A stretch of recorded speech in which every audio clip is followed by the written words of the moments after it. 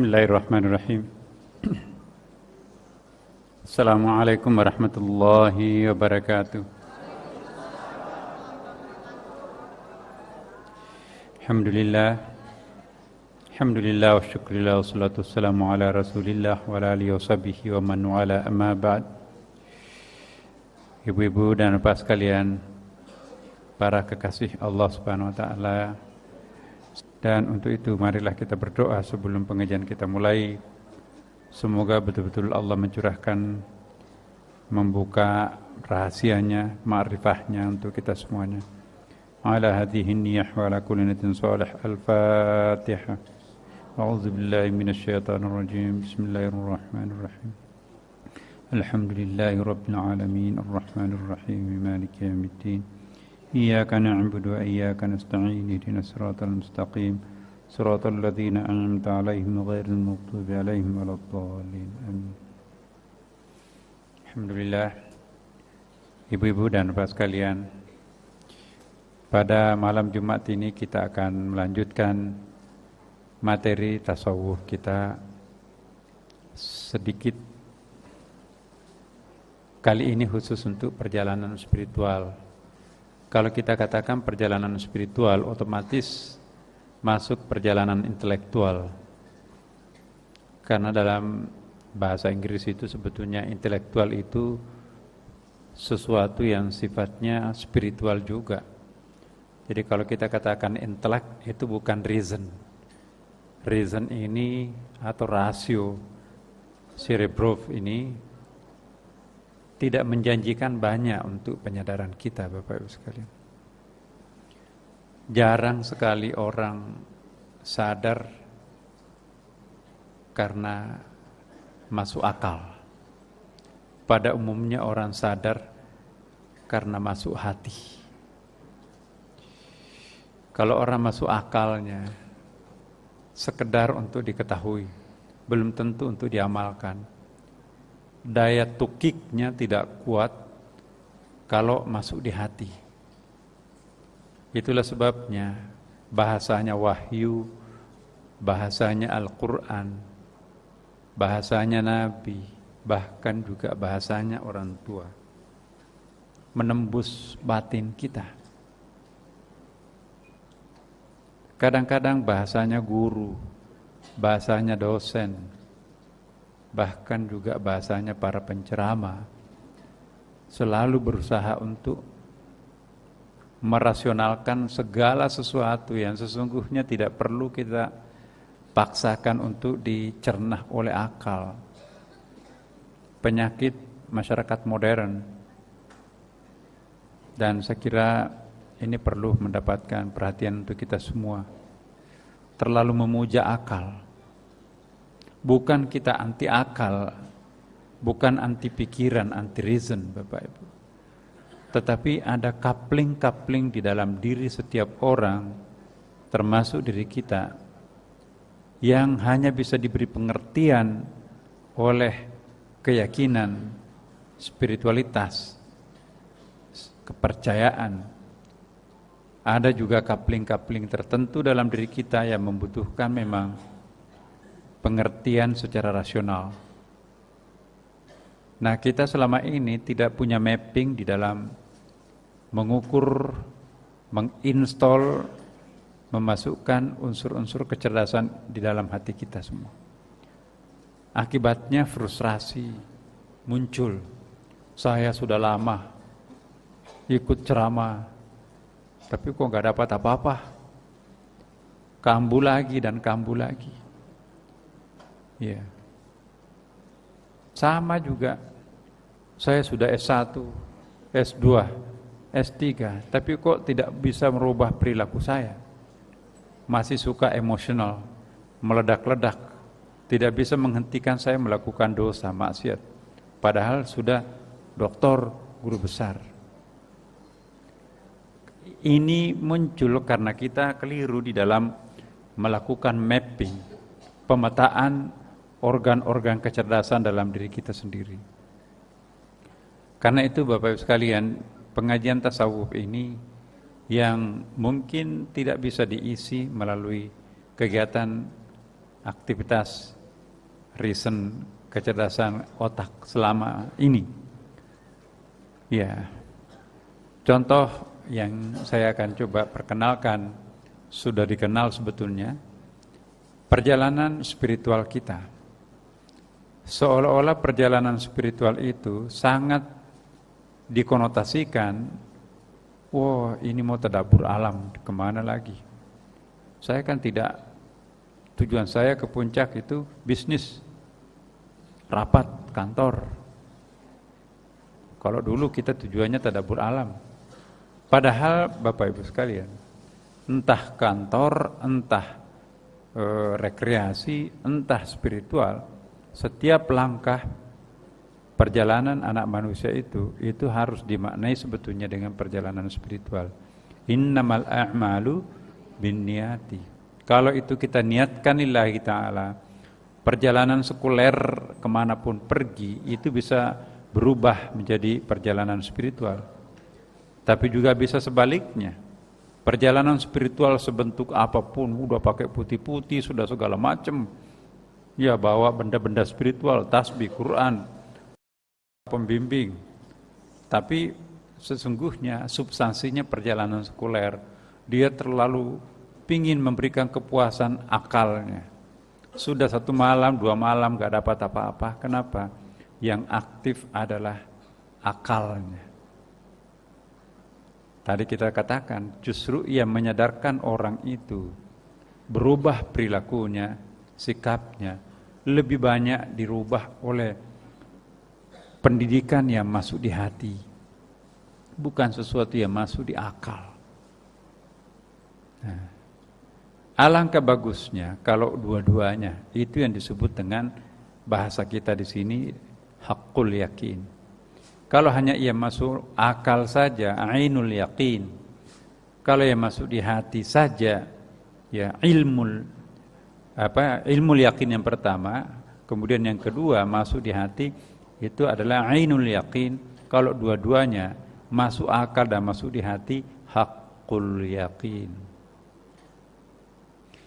Nah, perjalanan spiritual Bapak Ibu. Perjalanan biasa disebutkan di dalam bahasa Arab itu safar. Kan kalau orang mau haji atau umrah ada namanya walimatus safar. Walimah artinya acara lah, pesta. As-safar pesta, doa, perjalanan. Semoga perjalanan berhasil. Itu disebut as-safar. Banyak sinonimnya. Ada juga ad-dhahab, ada juga as-sair. Nah, tapi kalau itu diniatkan dengan lillahi ta'ala, perjalanan spiritual itu insya Allah pasti akan bernilai spiritual. Tetapi secara mikro ini bisa kita bagi, ada perjalanan spiritual yang melakukan upaya itu adalah bentuk fisiknya. Perjalanan fisik spiritual inilah yang disebut biasanya kita dengan tadabbur alam. Kita datang ke vilanya Pak Saiful, ke puncak. Di situ kita ngaji alam. Ya. Ngaji alam bukan aliran kepercayaan Bapak Ibu sekalian. Ada satu aliran kepercayaan disebut dengan ngaji alam. Itu di Jawa ya. Ngaji alam itu mirip tadabbur Allah juga, tetapi sinkretik di situ. Nah, jadi perjalanan fisik spiritual itu disebut dengan tadabbur. Ada lagi perjalanan spiritual tapi betul-betul batinnya yang bergerak. Itu yang disebut dengan suluk. Nah, apa perbedaannya Bapak Ibu sekalian? Perjalanan secara fisik itu menggunakan panca indera lahiriah. Apa yang dimaksud panca indera lahiriah? Ainnya. Jadi ainun mata atau basir, penglihatan. Jadi ainun itu adalah kornea matanya, ya. Al-basar itu penglihatan, fungsi daripada ain mata itu. Tapi itu masih fisik. Ada lagi yang disebut dengan basirah. Basirah itu mata spiritual, ya. Sama dengan telinga. Itu biasa disebut dengan udhunon. Udhun artinya telinga. Ya. Gendang-gendang telinga di situ. Ya, ada as-sam' pendengarannya. Ya.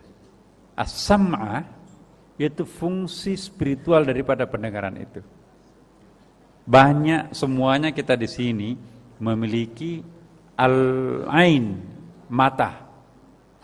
Tapi tidak semua yang memiliki mata itu memiliki al-basar, penglihatan, yaitu kesadaran akan objek yang dilihat.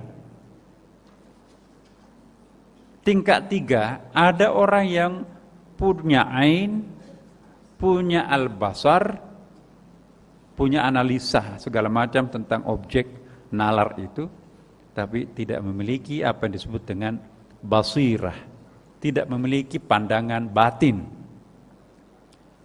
Ya. Jadi istilah-istilah seperti ini penting untuk kita karena tidak ada bahasa Indonesianya, Bapak Ibu sekalian. Di sini sulitnya bahasa Indonesia kita.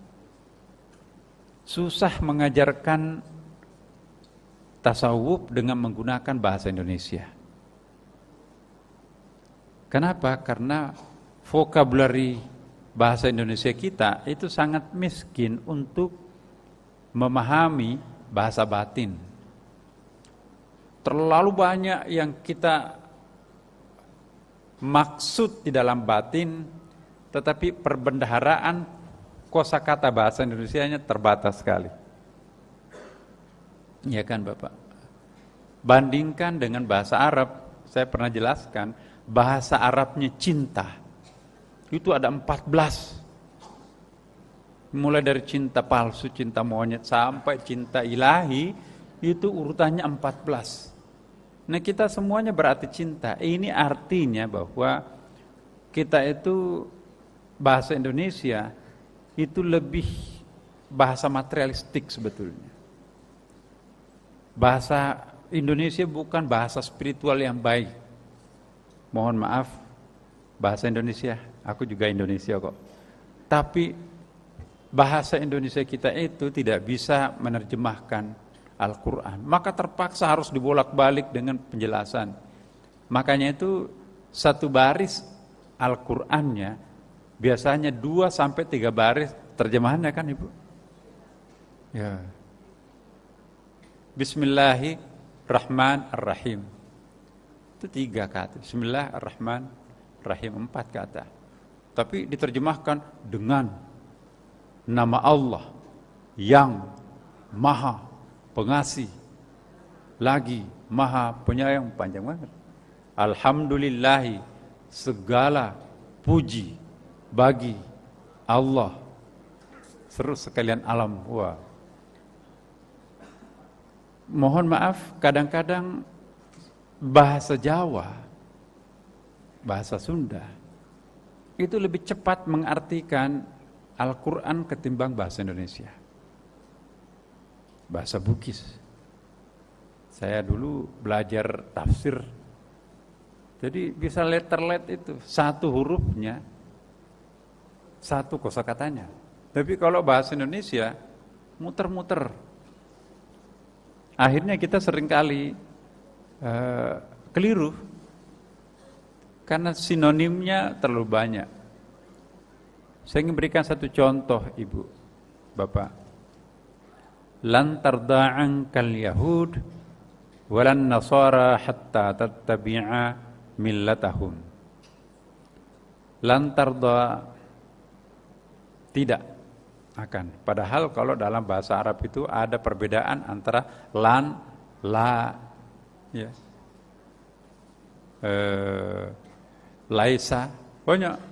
Lan tarda, tidak akan reda orang-orang Yahudi dan Nasrani atau Kristen itu hatta tattabi'a millatahum, sampai kalian ikut dengan agama mereka. Seolah-olah ayat ini memvonis bahwa Yahudi dan Kristen itu memang selalu dalam hatinya terselip mau memaksakan secara halus agamanya. Itu pengertian bahasa Indonesia yang kita pahami, karena yang dimaksud agama di situ ialah millah. Padahal di dalam bahasa Arab itu millah dengan ad-din itu berbeda. Tuhan tidak mengatakan lan tarda'ankal yahud walan nasara hatta tattabi'a dinatahum, sampai kalian ikut agamanya. Nah, di dalam bahasa Indonesia ad-din sama dengan al-millah. Ad-din agama, al-millah agama. Padahal rasa bahasa Arabnya kalau kita katakan ad-din itu adalah agama dalam pengertian luhur universal. Ya, memiliki persamaan dengan yang lain-lain. Jadi lebih perennial sifatnya, universal. Tapi kalau al-millah itu lebih bersifat lokal, locally. Jadi religious traditionnya, tradisi keagamaannya, bukan the substance of religionnya yang ditonjolkan di situ. Akhirnya bisa sangat mengelirukan sebetulnya. Akhirnya kita juga bisa membenarkan itu kok Al-Quran mengatakan tidak akan pernah rela itu sampai kalian ikut agama mereka. Padahal di situ al-millah, bukan ad-din. Kadang-kadang orang menjadi fanatik itu karena terjemahan bahasa kita Al-Quran itu, bahasa hadis itu terlalu dangkal. Ya.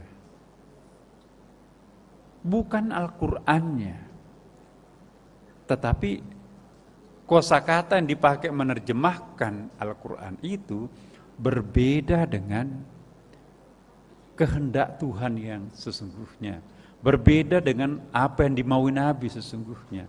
Mungkin si penerjemahnya, para ulama kita tahu apa maksudnya, tapi para ulama kita juga tidak punya alat untuk memahami itu, karena memang satu-satunya bahasanya itu dalam kamus bahasa Indonesia. Jadi sekali lagi Bapak Ibu sekalian, jangan mengambil keputusan prinsip hanya karena menggunakan bahasa Indonesia. Makanya itu tidak boleh menjadi ulama ahli fatwa kalau hanya menggunakan bahasa Indonesia menganalisis. Bisa semuanya haram tuh, atau bisa semuanya wajib. Tapi kalau orang paham bahasa Arab sedikit saja, maka dia bisa membedakan, oh itu kan bukan itu yang dimaksudkan itu. Jadi betapa pentingnya memahami bahasa. Begitu pentingnya bahasa ini untuk kita ketahui. Di dalam Al-Quran itu banyak istilah untuk bahasa itu ya. Ada bahasa percakapan, perkataan disebut dengan al-kalam. Ada bahasa disebut dengan al-mantiq. Kalau bahasa manusia itu biasa disebutkan dengan kalamun. Jadi firman Allah atau kalamullah. Tapi bahasa hewan, bahasa tumbuh-tumbuhan, bahasa alam itu menggunakan istilah mantiq. Wa 'ullimna mantiqat tair, dan kami mengajarkannya ya, atau kami diajarkan dengan bahasa burung. Itu Nabi Sulaiman kan. Ini nanti akan ada pembahasan khusus bagaimana memahami bahasa burung. Dalam sekali Bapak Ibu. Bahkan ada namanya Fariduddin Attar. Fariduddin Attar ini abad tahun 1500 sekian, seorang Persia, menulis satu buku yang disebut dengan Mantiqat Tair. Biasa diterjemahkan percakapan burung atau bahasa burung. Dalam bahasa Inggris itu The Conference of the Birds. Biasa juga Speech of Bird. Biasa juga diartikan dengan apa namanya itu, the conference of the bird. Jadi bahasa ini sangat penting. Nah, perjalanan spiritual, saya kembali ke materi kita. Perjalanan fisik, tadabbur. Jadi sama-sama perjalanan, tetapi ada perjalanannya fisik, ada perjalanannya batin. Dan yang ketiga sebetulnya ada yang disebut dengan perjalanan lahir batin. Nabi Muhammad sallallahu alaihi wasallam, saya ingatkan Bapak Ibu, ketika kita mengatakan menyebut nama Nabi jangan lupa salawat ya. Allahumma shalli alaihi. Nah, perjalanan fisik ini disebut dengan tadabbur. Dabbar yudabbiru tadbir, melakukan tadabbur, analisis, istiqra, pengajian, pengkajian ya. Akhirnya nanti setelah melihat, misalnya kita ke puncak ya, tahun berapa itu? Udah terlalu lama Pak Saiful, terakhir kapan ya? Nah, kita melihat pohon, Masya Allah, kenapa kok satu jengkal tanah bisa mengeluarkan kembang lebih dari 10 macam. Ada kuning, ada merah, ada jingga, ada putih. Akhirnya melalui tadabbur alam kita berkesimpulan bahwa tidak mungkin ini terjadi tanpa sesuatu sebab yang menyebabkan ini begini. Iya kan begitu? Satu jengkal tanah melahirkan berbagai macam rasa. Ada kecut, ada manis, ada pahit, ada tawar. Subhanallah. Dari tanah yang sama kok bisa warnanya berbeda-beda, rasa berbeda-beda, bentuknya berbeda-beda. Subhanallah, pohon yang besar, pohon beringin ini kok buahnya kecil-kecil. Pohon labu yang merambah, enggak punya batang yang keras, buahnya besar. Ya. Kata Zainuddin MZ almarhum, coba apa yang terjadi kalau pohon beringin yang tinggi rindang itu buahnya seperti labu. Kita santai di bawahnya, itu bukan mati syahid.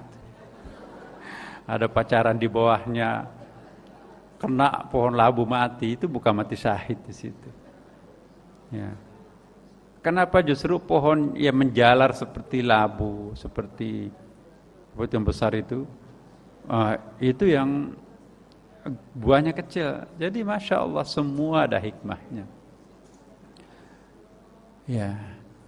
Perjalanan fisik tadabbur ini menghasilkan konklusi, natijah, kesimpulan, Tuhan itu ada.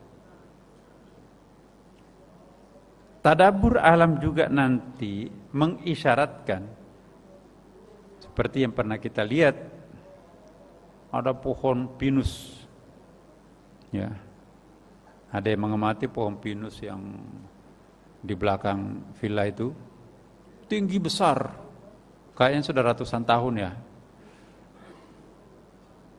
Tapi di samping pohon yang ratusan tahun itu ada pinus-pinus kecil.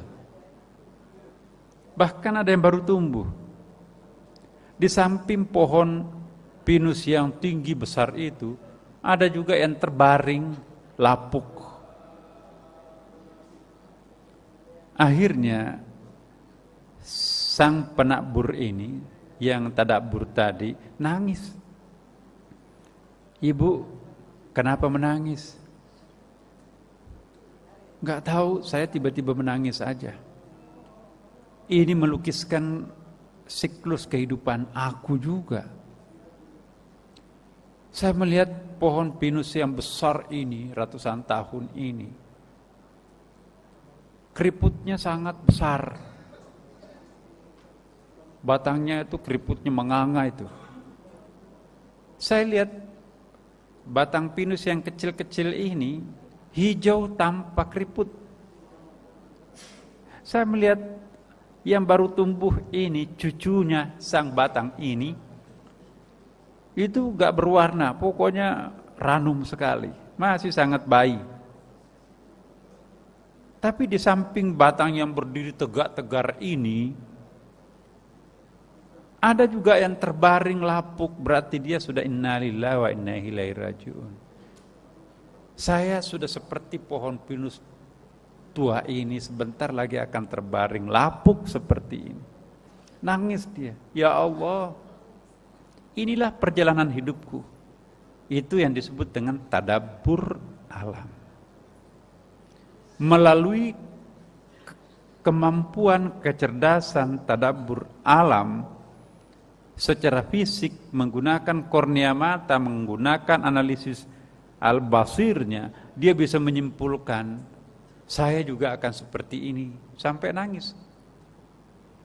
Dan dia berjanji di depan batang itu, saya akan menggunakan sisa-sisa umur sebelum jadi batang lapuk ini untuk mensedekahkan sisa-sisa harta saya yang tidak berguna lagi buat saya. Tanah terlantar di kampung, deposito yang tidak mampu kami habiskan, saya akan mewakafkan ke pondok pesantren, ke masjid. Saya tidak akan berbohong dan saya tidak akan mengulangi perbuatan dosa saya. Saya seperti batang ini. Ya. Sesungguhnya Ibu, setingkat saja diberikan kesadaran, maka sang nenek tadi itu dia sudah mampu mendengarkan ya mantiq ya asyajarah, suara-suara pohon itu ya. Coba kesempatan lain, teman-teman kita punya pemandangan yang berbeda ya. Kok semuanya diam pagi hari buta itu, tidak ada angin, tidak ada apa-apa, objek yang saya tatap itu kok ngangguk-ngangguk sendiri, yang lainnya pada diam, dia objek yang saya perhatikan ini ngangguk. Seperti ini dia mengerti aku, dia seperti menasihati aku, sadar dia. Ada lagi jamaah kita, batu biasa yang dia lihat, tiba-tiba batu itu seperti ada matanya, ada hidungnya, menyerupai sosok makhluk bernyawa, entah itu seperti kucing, entah itu seperti manusia, ada matanya, ada hidungnya, dan sepertinya bercakap dengan dirinya sendiri, memberi nasihat. Lihat aku, sekian lama aku diinjak, berjasa dan tidak pernah ada yang berterima kasih kepadaku, padahal tanpa aku pasti orang banyak terpeleset karena licinnya lumpur. Dengan aku, mereka itu tidak kotor lagi sandalnya, dia bersih, tidak repot lagi. Tidak ada satupun anak manusia itu berterima kasih kepada aku, dan aku tidak butuh terima kasihnya karena saya lakukan lillahi ta'ala. Saya tiba-tiba menangis, Pak Ustadz, kapan saya sebagai batu? Kapan aku menjadi seperti batu tanpa pamrih 100%? Itu namanya perjalanan spiritual fisik tadabbur.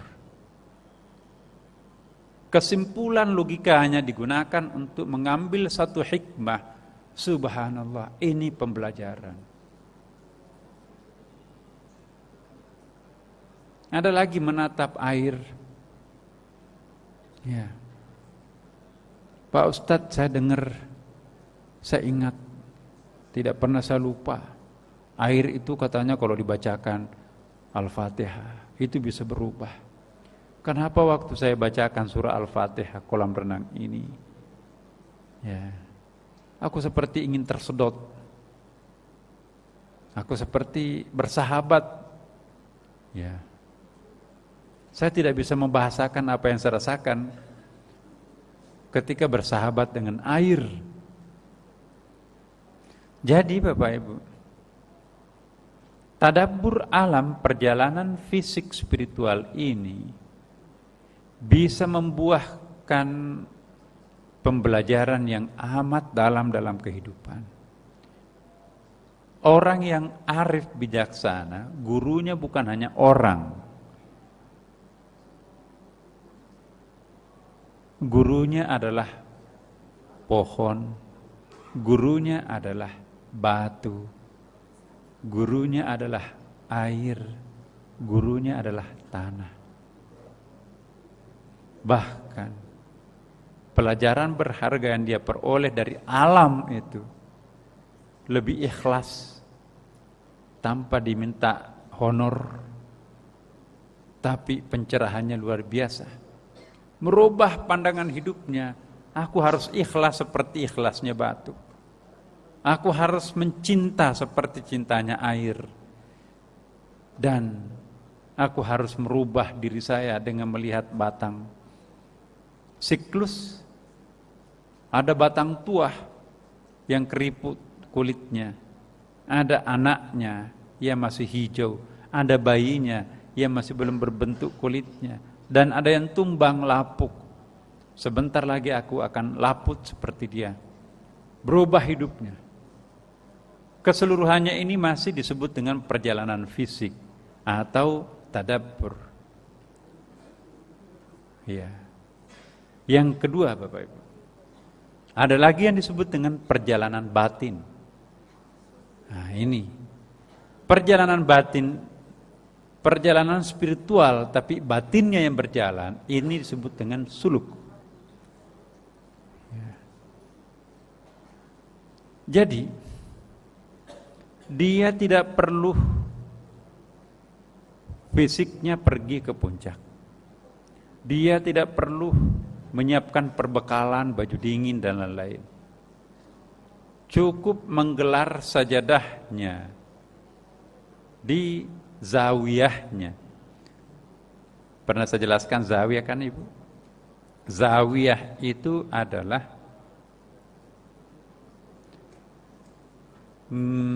lebih kecil dari musola. Kalau musola rumah itu masih bisa beberapa orang. Kalau zawiyah itu hanya kayak mihrab musola kecil di rumah.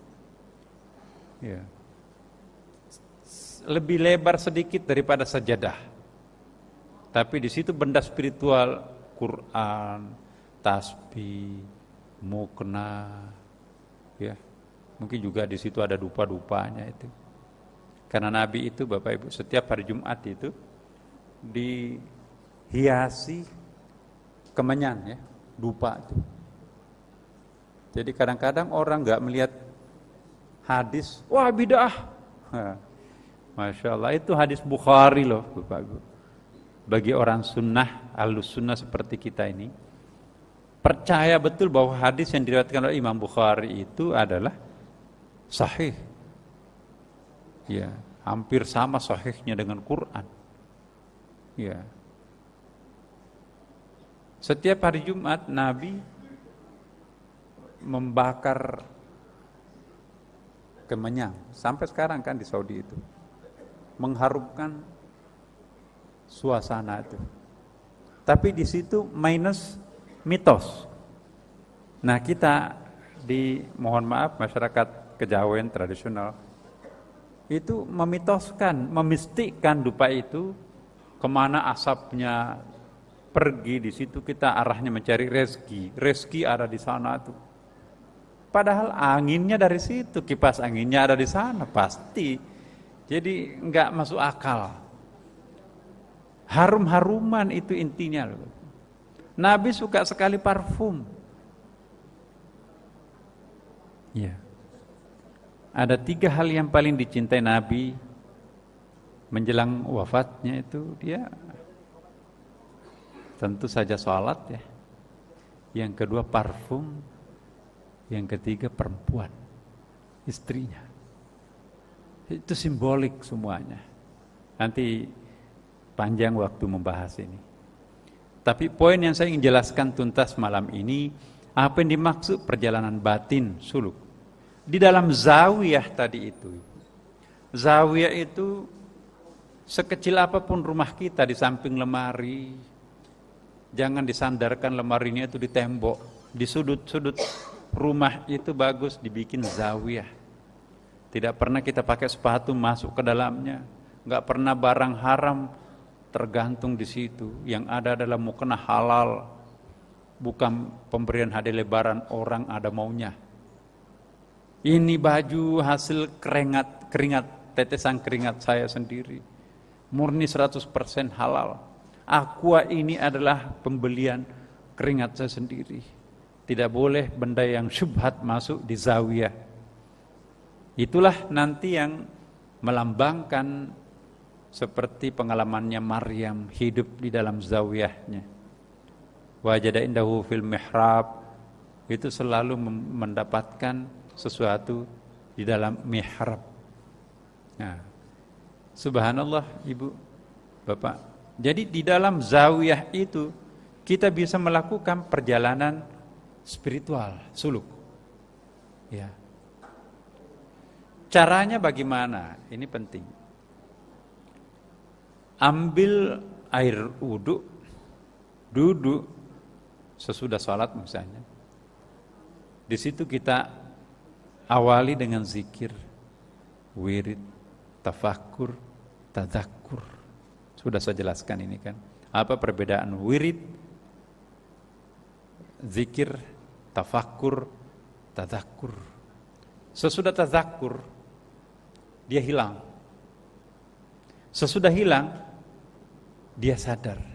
Kesadaran jilid pertama, ya, itu disebut dengan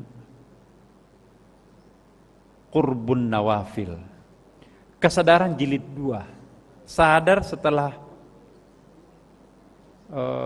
fana, itu kesadaran jilid 2. Semua orang pencari Tuhan, ahli spiritual suluk, dia mendambakan kesadaran jilid 2. Jembatan ke jalan kesadaran jilid 2 ini, itu yang disebut nanti qurbul faraid. Saya kira pernah saya jelaskan ini. Jadi awam, lalu dia mencari, terus mencari, akhirnya dia merasa dekat, dan sedemikian dekatnya seperti hilang menyatu dengan Tuhan. Dia nggak sadar dirinya ada di mana. Kau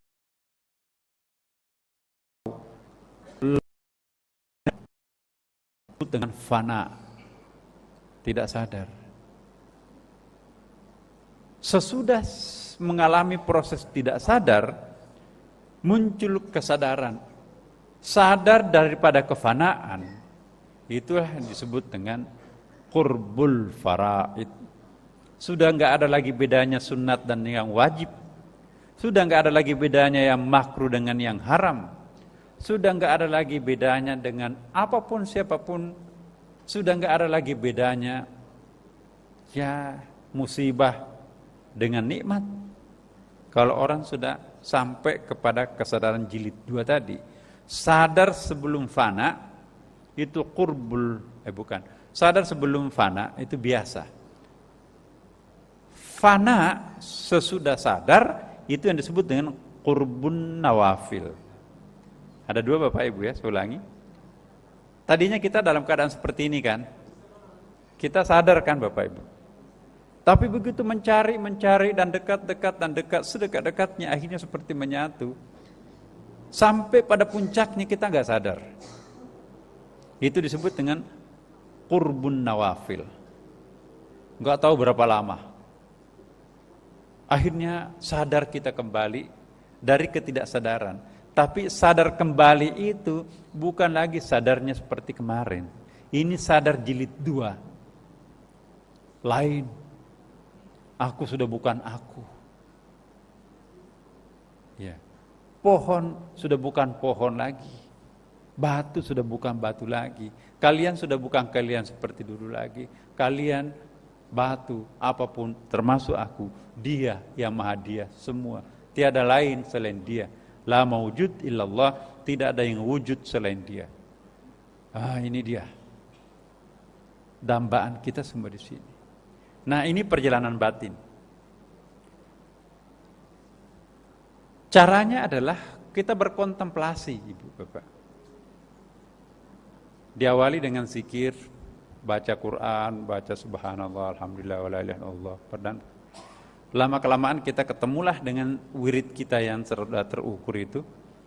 Lama-kelamaan sudah nggak ada hitung-hitungan lagi, nggak ada bacaan kumat kamit mulut lagi. Kita tertekun, subhanallah. Matahari berjalan di atas relnya tidak pernah melenceng sesenti pun. Kalau melenceng sesenti pun akan terjadi pemanasan global. Gunung es kutub utara selatan mencair, naik 2 meter, Jakarta habis. Alhamdulillah, Engkau merahmati kami semua. Mataharimu tidak pernah melenceng sedikit pun. Semoga kami tidak termasuk hidup di dalam masa akhir zaman yang di dalam Al-Quran disebutkan ketika matahari dan bulan tidak jelas arahnya, muncul di mana, tenggelam di mana. Itu namanya tafakkur. Sudah enggak baca apapun, sudah enggak menghitung-hitung apapun, tapi pikirannya jalan. Lebih mencintai Tuhan karena dia takut dan sadar karena pikirannya menemukan hal yang berharga. Itu tafakkur. Jangan puas. Di atas langit ada langit, Bapak. Itu masih pikiran yang berjalan. Di atas tafakkur itu ada yang disebut dengan tadzakkur. Tadzakkur ini sudah enggak ada pikiran. Yang ada adalah hanyut dia. Enggak ada pikiran. Pikiran itu menyedot energi, dia energinya enggak tersedot. Semakin keras kita berpikir, semakin keringat, semakin haus, semakin lapar. Tapi kalau orang sudah enggak berpikir, orang tidak berusaha, denyut jantung pun bisa terhemat, pembakaran kalori hemat, sehingga bisa makan hanya 1 kali seminggu, enggak apa-apa. Enggak ada gerakan jantung yang membakar kalori. Maka itu para wali yang masuk ke wilayah tadzakkur itu tidak makan 3 hari biasa. Karena yang paling menyedot energi itu pikiran. Berpikir 1 jam, energi yang dibakar sama dengan mencangkul 12 jam. Maka itu kalau habis fikir, belajar matematik, pagi hari kan tempatnya, 2 jam aja sudah linglung. Tapi kalau kita belajar tasawuf, semalam gak terasa. Bangun salat tahajud cuma semalam, cuma 1 jam tidur kita, nyambung salat subuh, ke kantor gak merasa ngantuk tuh. Tapi kalau main kartu, main game, komputer, gak masuk kantor keesokan harinya. Kenapa? Pusing 7 keliling. Kenapa? Pikiran yang jalan. Tapi kalau orang salat tahajud, pikirannya pensiun. Yang aktif sesungguhnya Allah. Dia yang jadi pasif. Kalau tafakkur, Allah yang pasif, kita perdengarkan, kita observasi. Tapi kalau tadzakkur, kita yang pasif, Allah yang maha aktif. Ini perbedaan zikir, wirid, tafakkur, tadzakkur. Dalam posisi tadzakkur inilah Ibu, Bapak, kita bisa melakukan perjalanan batin. Niatkan kita pergi ke Mekah. Aku sudah enggak di sini lagi, aku di Mekah. Aku sudah di padang Arafah. Aku masuk dalam Ka'bah. Waktu berjalan cepat, seperti Isra Mi'raj Nabi. Cuman 2 jam. Tapi kalau difilmkan, itu bisa 1 minggu enggak habis-habis. Tangkapan spiritual itu lebih padat ketimbang tangkapan nalar. Ya. 2 hari tadabbur alam, perbandingannya 2 jam melakukan perjalanan batin suluk di atas sajadah tadzakkur, maka itu biasanya lebih padat tadzakkur itu. Kalau betul-betul tadzakkur terjadi.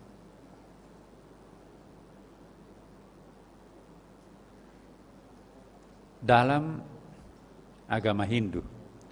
Ini bukan saya ngajarkan agama Hindu, Ibu, sama sekali enggak, cuman meminjam istilahnya. Pendekatan perjalanan fisik spiritual itulah yang disebut dengan pendekatan Brahma. Brahma itu artinya mencari Tuhan lewat pohon, sungai, matahari, bintang, laut, dan sebagainya. Oh iya, Tuhan ada. Itu perjalanan fisik, tadabbur. Pendekatan spiritualnya, perjalanan batinnya, kita sebut suluk. Dia menyebutnya dengan atma. Atma itu tidak mesti harus melihat semua, cukup bersemedi, entah di bawah pohon, entah di rumah, entah di mana. Bersemedi di situ, dia membayangkan dirinya menyaksikan bunga sakura di Jepang. Dia seperti dihibur oleh bidadari. Dia seperti berjumpa dengan leluhurnya. Dia seperti akhirnya pulang dari perjalanan spiritual itu keluar dalam bentuk energik, spiritual energetiknya itu muncul. Seperti Nabi kan, sebelum Mi'raj frustrasi betul, sampai nggak nginap di rumahnya kan, dia nginap di tantenya, di rumahnya Hindun. Di situ dia diberangkatkan.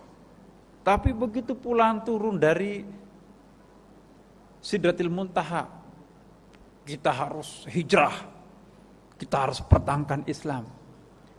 Jadi energi spiritual yang terbangun setelah melakukan perjalanan safar ini, Ibu, diharapkan terbangun. Jadi ada tadabbur, ada suluk. Yang paling tinggi sebetulnya perjalanan fisik dan batin, seperti yang dilakukan Rasulullah Sallallahu Alaihi Wasallam. Dia naik ke gua Hira lahiriahnya, dia suluk batinnya. Kelanjutan dari gua Hira, dia naik ke Sidratil Muntaha, fisiknya, lahiriahnya, batinnya. Makanya itu turun dari sana, oleh-olehnya salat, oleh-olehnya syariah. Sampai sekarang tidak ada nama di muka bumi ini yang paling sering disebut kecuali namanya Nabi Muhammad sallallahu alaihi wasallam. Subhanallah. Sebola dunia yang menyebut namanya sepanjang masa. Kita se-RT RW pun juga belum tentu. Kenapa? Karena dia sudah puncak. Bahasa puncak itu akan membuat orang itu menggores batin orang. Subhanallah. Subhanallah. Jadi Bapak Ibu sekalian, ini perjalanan fisik itu, secara fisik itu menggunakan panca indera. Itu tadi bahasanya ainon. Jadi al-ain itu fisik, mata, kornea mata tuh. Kornea mata itu punya fungsi penglihatannya itu disebut dengan al-basir. Masih wilayah panca indera lahiriah. Tapi kalau suluk itu yang berbicara adalah panca indera rohani. Itu yang disebut dengan basirah. Kebanyakan kita hanya sampai ke tingkat al-basir, belum masuk ke tingkat al-basirah. Belum masuk kita kepada as-sam'ah.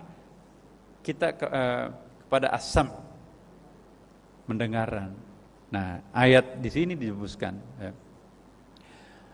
Afalam yasiru fil ardi fatakuna lahum qulubun yaqiluna biha au adhanun yasma'una biha fa innaha la ta'mal absar walakin ta'mal qulub allati fis sudur. Ya. Maka apakah mereka tidak berjalan di muka bumi supaya mereka mempunyai hati yang dengan itu mereka dapat memahami hakikat. Jadi hatilah yang memahami hakikat, bukan akal, Bapak Ibu. Akal tidak akan pernah mampu memahami hakikat. Hati yang mampu menjangkau hakikat. Itu kata Quran sang pencipta manusia. Jadi kalau ada orang hanya memfungsikan akalnya dalam beragama, tidak bisa lanjut ke terminal berikutnya. Maksimum Iqra kedua, nggak bisa Iqra ketiga, apalagi yang Iqra keempat. Nah, sudah pernah kita bahas kan apa arti Iqra pertama? Jibril itu 4 kali kan? Iqra, Iqra, Iqra, Iqra. Bismirabbik, kemudian Iqra, wa rabbukal akram, dan seterusnya. Jadi how to read, Iqra pertama. How to learn atau how to think, Iqra yang kedua. Iqra yang ketiga, how to understand. Ya, emotional di situ. Dan Iqra yang keempat, how to meditate. Bagaimana memeditasi, menghayati, mentadzakuri, mentadzakurkan, ya kan? Nah, di sini dijelaskan bahwa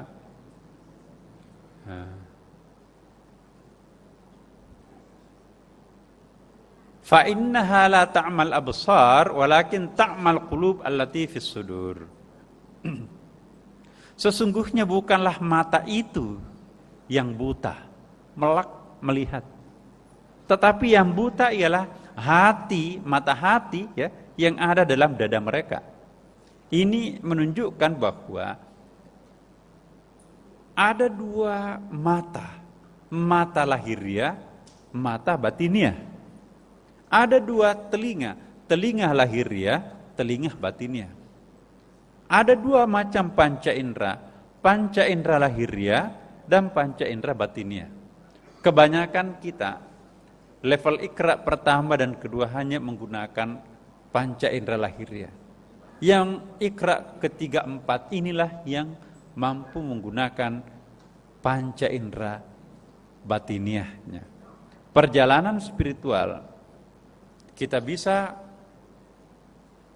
bolak-balik ke Mekah tanpa harus menunggu waiting list 16 tahun DKI, 24 tahun Sulawesi Selatan. Kita bisa bolak-balik. Hati itu tidak membutuhkan dimensi waktu dan tempat. Yang butuh dimensi adalah badan fisik kita ini. Jadi fisik punya keterbatasan. Harus bayar ongkos Garuda ke sana berapa. Tapi kalau suluk tetap di atas saja dah. Enggak perlu naik bus ke puncak, macet dan sebagainya. Persoalannya, mampukah kita sampai ke tingkat suluk tanpa harus melewati perjalanan spiritual? Nabi dilatih perjalanan fisik naik ke Gua Hira. Tingkat berikutnya sudah naik ke Sidratil Muntaha. Pak Saiful, kita sudah sampai perjalanan fisik. Mau kemana lagi kita ini? Nah, kita di atas sajadah. Sajadah itu adalah coupling. Surga datang lebih awal menjemput kekasihnya. Di atas karpet terbang tuh kan. Karpet itu siapa Bapak? Karpet itu borak yang memperjalankan secara spiritual hambanya. Maka itu disebutkan subhanalladzi asra bi'abdihi lailan minal masjidil haram. Tuhan tidak menyebutkan subhanalladzi asra bi Muhammadin, tapi bi'abdihi, artinya siapapun yang bisa masuk kategori hambanya, entah itu Nabi Muhammad, entah itu umatnya, kalau kita sudah memfungsikan diri persis seperti hamba yang dikriteriakan Allah, maka semuanya dijanjikan untuk mi'raj. Dan Rasulullah mengatakan as-salatu mi'rajul mu'minin. Salat itu mi'rajnya orang-orang yang beriman. Tapi salat mana yang bisa mi'raj?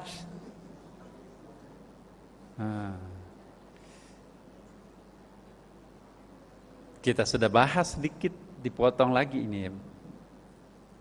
Di atas segala-galanya, Ibu Bapak, tidak mungkin kita bisa naik tanpa ada pembersihan. Karena itu kata kunci di sini harus taharah.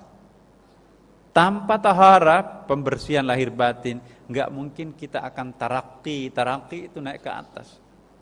Tanpa tarakki tidak ada mungkin tanazul, ada objek yang turun ke bawah. Hamba yang diberi kekuatan untuk naik ke atas, tarakki, itulah yang akan menurunkan energi ilahi sehingga ada yang naik, ada yang turun simetris. Simetris seperti ini antara yang dari atas dan yang satu berjumpa menjadi satu kesatuan. Ini yang dicari para pencari. Ya, terakhir Ibu Bapak, malam Jumat ini kita mohon agar perjalanan yang kita lakukan setiap hari, spiritual dan fisik, kiranya semakin mendekatkan diri kepada Allah Subhanahu wa taala. Itulah nanti yang kita akan bahas, mantiqat tair. Ya, memahami bahasa burung. Ulama tasawuf mengartikan at-tair bukan burung, tapi lebih kepada akar kata tara yatiru tairan, sesuatu yang terbang. Jadi tara artinya terbang, at-tayyara pesawat, at-tair burung. Kenapa disebut tair? Karena dia terbang. Kenapa disebut at-tayyara? Karena dia terbang, besi yang terbang. Kalau orang sudah terbang, ya, tinggal landas meninggalkan bumi. Bumi itu simbol madah, simbol alam syahadah. Maka kalau orang naik ke atas, maka akan terbebas daripada gravitasi daya sedot bumi. Semakin tinggi kita perjalanannya ke atas, semakin bebas daripada gravitasi bumi. Itu analoginya. Semakin jauh kita mencari Tuhan tentunya, maka kita akan semakin jauh meninggalkan nafsu. Semakin jauh kita meninggalkan nafsu, maka kita akan terbebas daripada pengaruh duniawi. Akhirnya kita melejit bisa ke atas. Dengan demikian kita bisa memahami bahasa alam raya. Jadi mohon maaf Bapak Ibu sekalian, ya semoga ada manfaatnya untuk kita semuanya. Kita biasakan diri untuk sholat sunat tasbih di samping sholat tahajud dan witir. Ala hadihin niyah wa la kulli niyatin salih. Al-Fatihah. A'udzubillahi minasyaitonir rajim. Bismillahirrahmanirrahim. Alhamdulillahirabbil alamin arrahmanir rahim maliki yaumiddin. Iyyaka na'budu wa iyyaka nasta'in. Ihdinas siratal mustaqim. Siratal ladzina an'amta 'alaihim ghairil maghdubi 'alaihim waladdallin. Assalamualaikum warahmatullahi wabarakatuh.